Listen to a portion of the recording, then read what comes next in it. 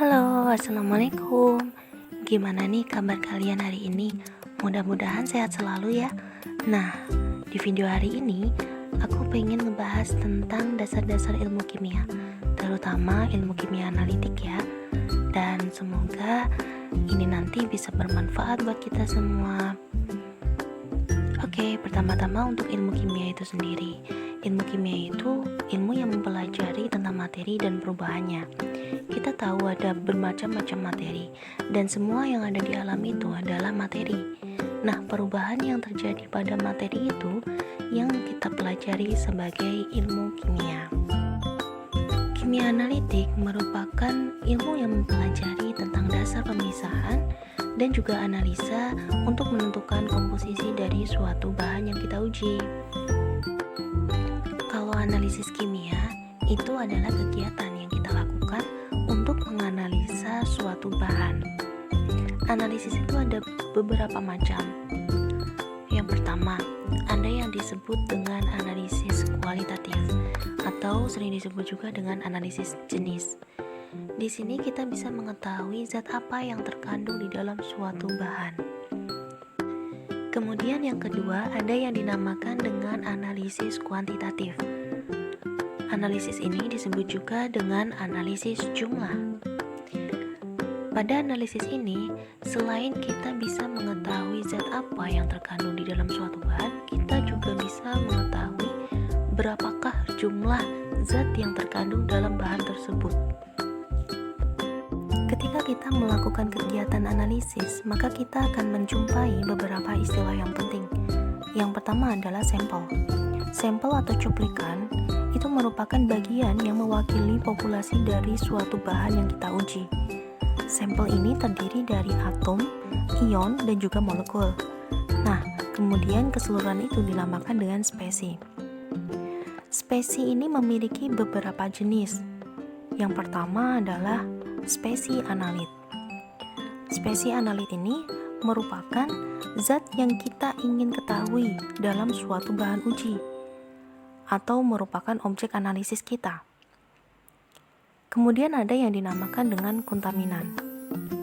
Kontaminan ini merupakan spesi di luar analit, namun ia mengganggu saat kita melakukan proses analisis.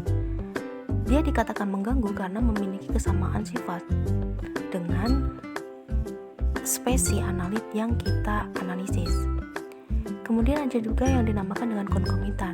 Ini adalah spesi selain analit namun tidak mengganggu saat kita melakukan proses analisis. Dan keseluruhan spesi tersebut dinamakan dengan matriks penyusun bahan.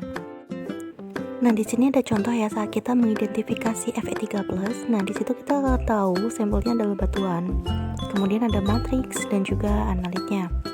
Analitnya tentu Fe3+ ya. Nah, untuk kontaminannya adalah Fe2+, karena dia memiliki kesamaan sifat dengan Fe3+. Lalu untuk konkomitannya ada Al3+ dan Mg2+. Dalam analisis kimia, kita juga akan mengenal tentang analisis proksimat. Analisis ini dilakukan pada suatu molekul.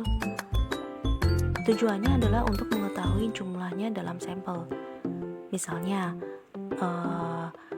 penetapan kadar air atau penetapan kadar minyak, karbohidrat maupun protein di dalam suatu bahan uji. Yang kedua, ada juga yang dinamakan dengan analisis parsial. Mengapa disebut dengan analisis parsial? Disebut analisis parsial karena memang analisis yang dilakukan tidak menyeluruh.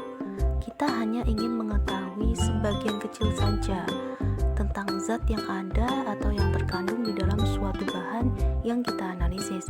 Misalkan, ada contoh tempe. Di dalam tempe itu terkandung protein, lemak, dan juga karbohidrat. Nah, kita hanya ingin mengetahui misalkan asam lemaknya saja. Selanjutnya ada yang dinamakan dengan analisis penyusun runutan. Nah, analisis ini merupakan bagian dari analisis parsial. Misalkan di analisis parsial, kita ingin mengetahui lemak yang terkandung dalam suatu bahan. Nah, pada analisis penyusun runutan ini, kita ingin mengetahui lebih detail. Kita ingin mengetahui apa sih gugus fungsi yang ada pada lemak tersebut. Kemudian ada yang dinamakan dengan analisis lengkap. Pada analisis ini, dilakukan penetapan terhadap setiap komponen yang ada di dalam sampel yang kita uji.